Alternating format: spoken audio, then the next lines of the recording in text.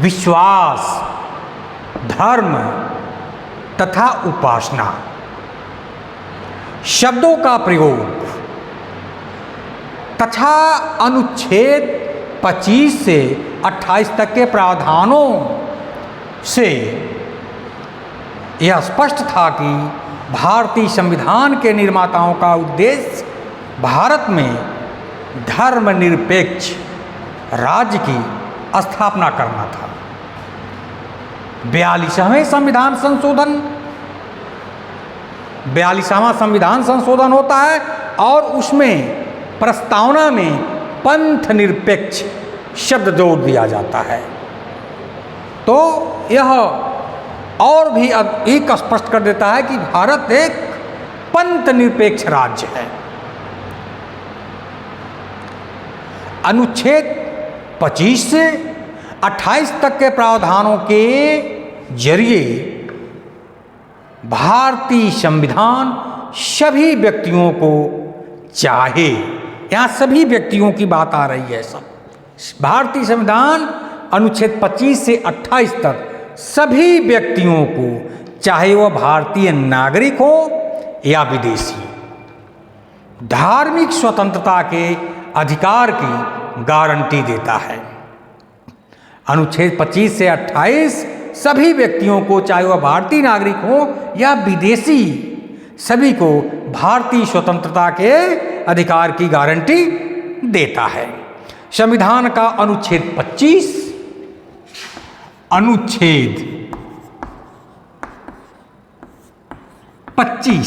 ये क्या कहता है? अनुच्छेद 25 में क्या है? व्यक्ति के अंतःकरण और धार्मिक क्रियाकलाप की स्वतंत्रता। व्यक्ति के अंतःकरण और धार्मिक क्रियाकलाप की स्वतंत्रता।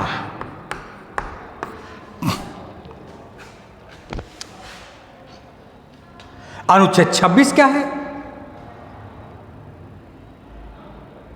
धार्मिक संप्रदायों के धार्मिक कार्यों के प्रबंधन की स्वतंत्रता प्रदान करता है। अनुच्छेद 26 धार्मिक संप्रदायों के धार्मिक कार्यों के प्रबंधन की स्वतंत्रता प्रदान करता है। अनुच्छेद 27 क्या है? अनुच्छेद 27 किसी धर्म विशेष की उन्नति हेतु कर न देने की स्वतंत्रता के बारे में प्रावधान किया गया है। अनुच्छेद 28 क्या है? अनुच्छेद 28 द्वारा शिक्षण संस्थाओं में अनुच्छेद 28 द्वारा शिक्षण संस्थाओं में धार्मिक शिक्षा दिए जाने का निषेध करता है। अब बारी बारी से अनुच्छेद 25, अनुच्छेद 26, अनुच्छेद 27 और अनुच्छेद 28 का मैं व्याख्या करने जा रहा हूं। अनुच्छेद अंतःकरण की स्वतंत्रता। अंतःकरण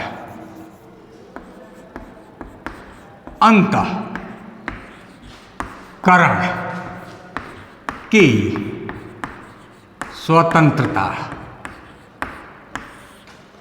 अनुच्छेद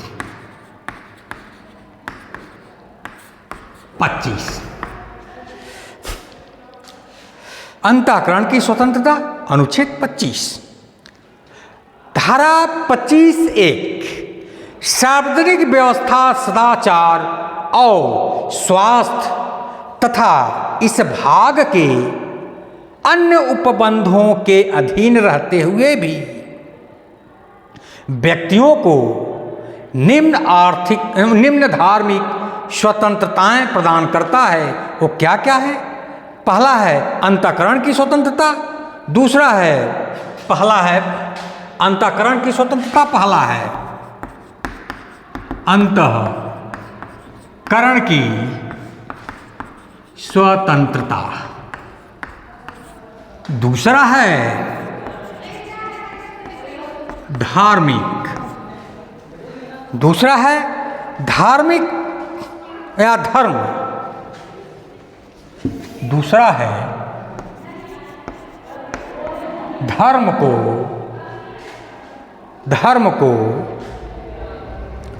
अबाध, धर्म को अबाध। अब इसमें क्या है? धर्म को अबाध रूप से मानने, आचरण करने और प्रचार करने की स्वतंत्रता है। धर्म को अबाध रूप से मानने, आचरण करने और प्रचार करने की स्वतंत्रता है।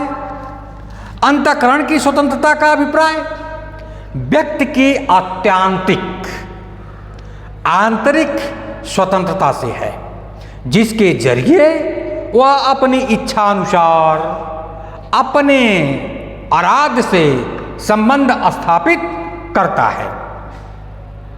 यही स्वतंत्रता जब बाह्य रूपों में व्यक्त कर दी जाती है तो वही धर्म को मानना और प्रचार करना कहलाता है।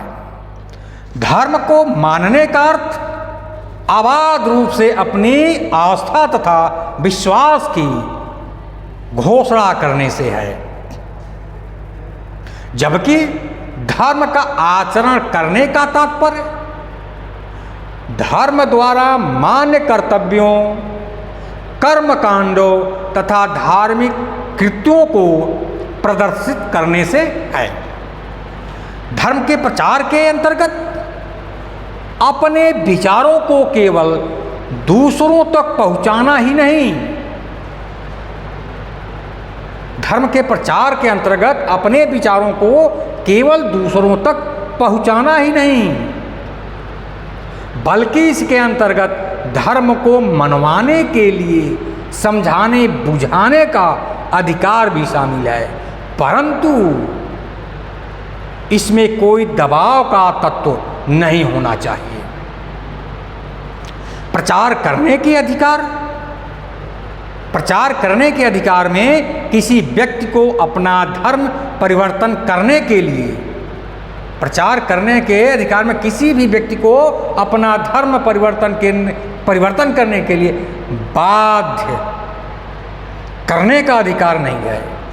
अनुच्छेद 25 के स्पष्टीकरण से अनुच्छेद 25 के अनुसार कृपाण धारण करना तथा उसे लेकर चलना सिख धर्म के मानने का अंग समझा जाएगा। कृपाण धारण करना जो है सिख धर्म के मानने का,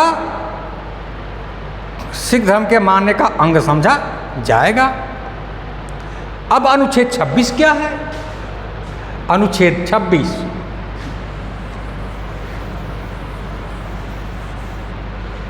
अनुच्छेद 26 धार्मिक कार्यों के प्रबंधन की स्वतंत्रता।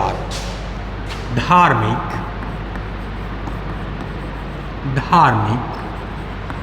कार्यों के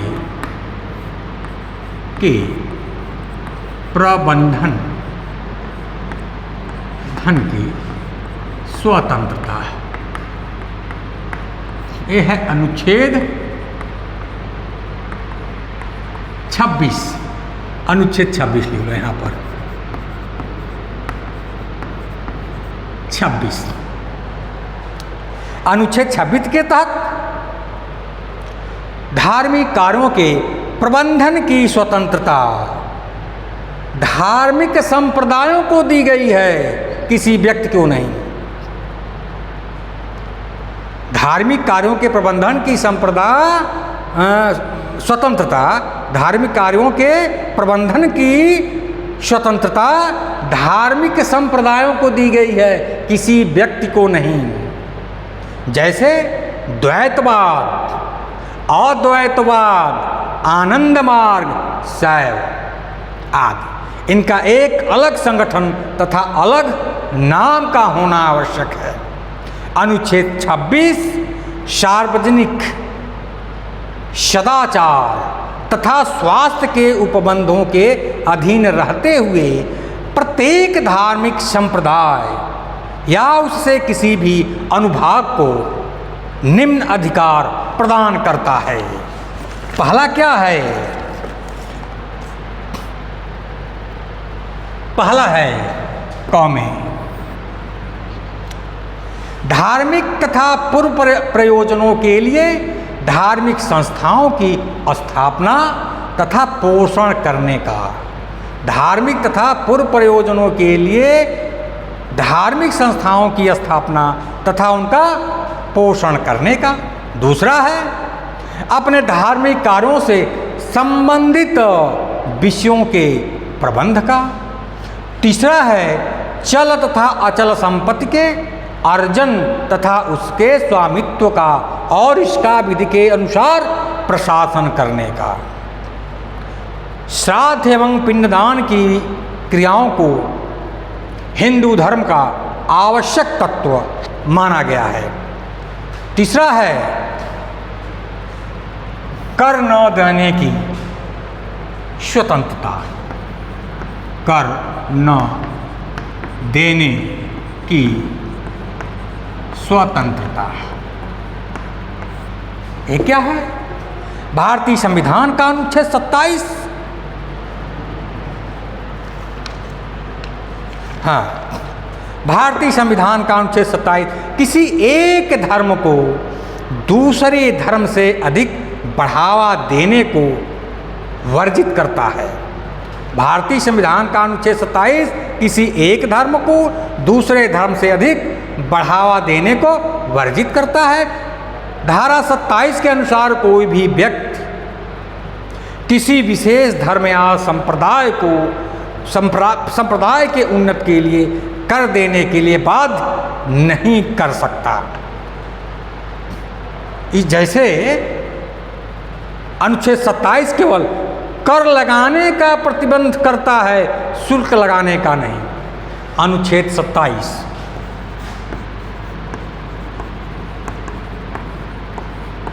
अनुच्छेद 27 जो है कर लगाने का प्रतिबंध करता है, शुल्क लगाने का नहीं। शिक्षण संस्थाओं में धार्मिक शिक्षा का निषेध।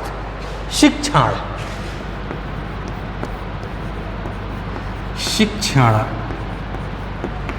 संस्थाओं में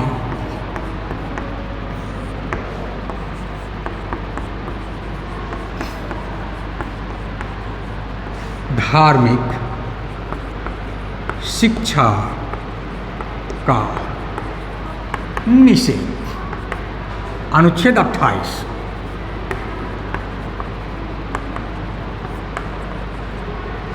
अनुच्छेद 28 अनुच्छेद 28(1) राजनीति से पूरी तरह से पोषित शिक्षा संस्थानों में किसी भी प्रकार की धार्मिक शिक्षा का प्रतिषेध करता है। भारतीय संविधान का अनुच्छेद 28(1) कहता है कि राजनीति से पूरी तरह से पोषित शिक्षा संस्थानों में किसी भी प्रकार की धार्मिक शिक्षा का प्रतिषेध करता है। अनुच्छेद 28(2) के अनुसार खंड 1 की कोई बात न्यास या धर्मस्व के अधीन स्थापित किसी ऐसी शिक्षा संस्था पर लागू नहीं होगा जिसके अनुसार उसमें धार्मिक शिक्षा देना आवश्यक है। खंड 3 के अनुसार राज्य से मान्यता प्राप्त या राजनिधि से पोषित होने वाली किसी शिक्षण संस्था में उपस्थित होने वाले किसी व्यक्ति को धार्मिक शिक्षा या उपासना में भाग लेने के लिए बाध्य नहीं किया जाएगा जब तक कि उस व्यक्ति ने स्वयं या उसके संरक्षण में इसकी अनुमति न दे दी हो। इस प्रकार राज्य द्वारा पूरी तरह से पोषित शिक्षण संस्था में धार्मिक शिक्षा पूर्णतः वर्जित है, परंतु राज्य द्वारा प्रशासित किसी धर्मस्व या न्यास के अधीन स्थापित शिक्षण संस्था में धार्मिक शिक्षा देने पर कोई प्रतिबंध नहीं है। राज्य द्वारा केवल मान्यता प्राप्त या राजनिधि से सहायता पाने वाली शिक्षण संस्था धार्मिक शिक्षा केवल लोगों की सहमति से ही दी जा सकती है, अन्यथा नहीं। धन्यवाद।